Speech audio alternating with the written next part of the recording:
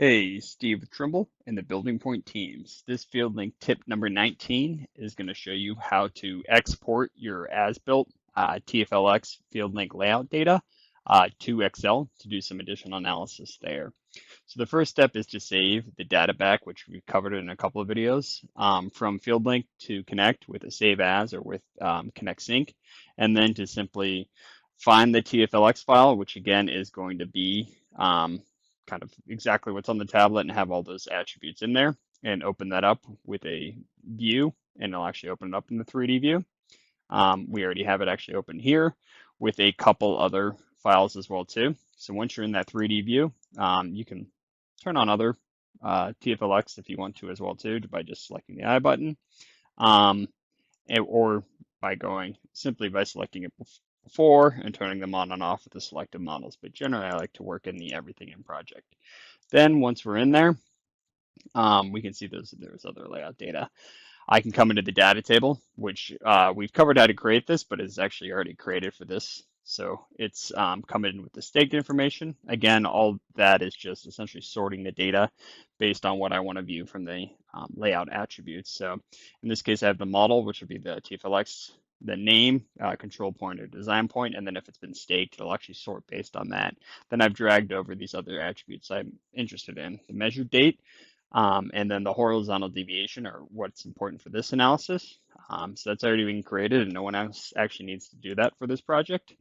They just simply need to click on the TFLX and then open up that data table. It's important to remember that these are with Connect Business Premium licenses. So while anyone can view the data on the outside, to actually jump into the data, you do need that Business Premium license. So with the pre-pour, I have 95 laid out points versus 121 design.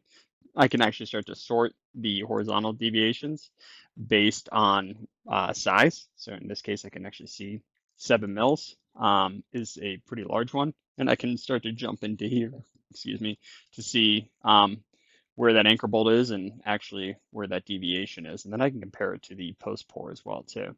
Now, to get this data to an Excel sheet for an email, I simply go to export to CSV after I created that data table.